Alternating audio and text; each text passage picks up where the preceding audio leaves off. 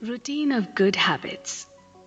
आपने वो कहावत तो सुनी ही होगी, आप अपनी जिंदगी तब तक नहीं बदल सकते जब तक आप अपनी रोजमर्रा की आदतों को नहीं बदलते। आपकी सफलता का राज आपकी आदतों में पाया जाता है।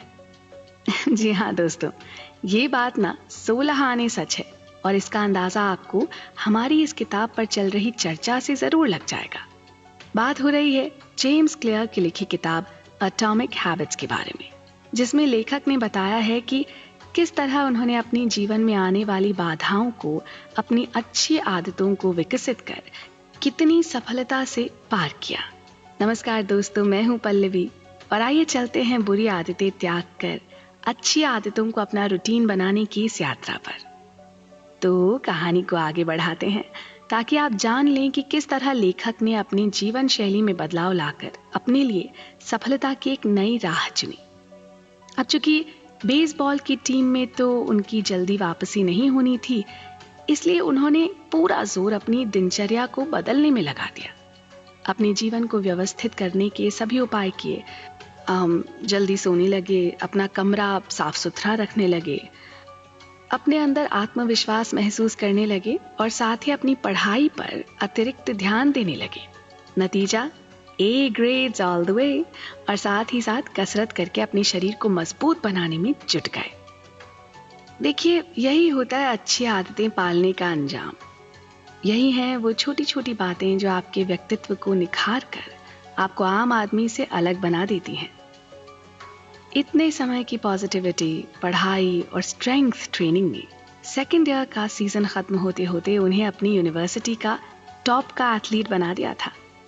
उस भीषण दुर्घटना के ठीक 6 साल बाद उन्हें एक ऐसा सम्मान मिला जो उनके देश में मात्र 33 लोगों को ही मिला था। ग्रेजुएशन खत्म होने तक उन्हें अपने कॉलेज का सर्वोच्च सम्मान प्रेसिडेंट्स मेडल भी मिल चुका था। ये सब जाहिर करके वो कोई डींगे नहीं हाँक रहे, बल्कि बस इस बात पर बार बार जोर देना चाहते हैं कि अच्छी आदतों के परिणाम से आप कहां से कहां पहुंच सकते हैं। हम में से कौन है जो अपने जीवन में चुनौतियों का सामना नहीं करता, लेकिन उनके अनुभव से भी जो न सीख पाए उसका जीवन व्यर्थ है। जो बदलाव अक्सर छोटे और महत्वहीन लगते हैं ना, उनका निरंतर पालन करके आप बहुत अच्छे और अनुकूल परिणाम हासिल कर सकते हैं। कई बार कुछ लोग रातों रात सफलता भी पा जाते हैं, लेकिन अक्सर ये प्रभाव धीरे धीरे होता है और ये जीत भी बहुत छोटी छोटी होती है।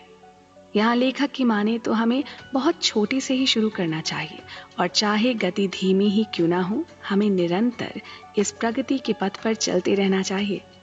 अपना कारोबार शुरू करने से लेकर इस किताब को लिखने तक उन्होंने यही स्ट्रैटेजी अपनाई। पहले एक ब्लॉग पर लिखना शुरू किया और धीरे धीरे अपने लाखों पाठक एकत्रित कर लिए। लोग बहुत मन से उनके लिखे हुए अनुभव पढ़ते थे। उनके व्यक्तिगत नोट्स से बहुत लोगों ने लाभ उठाया।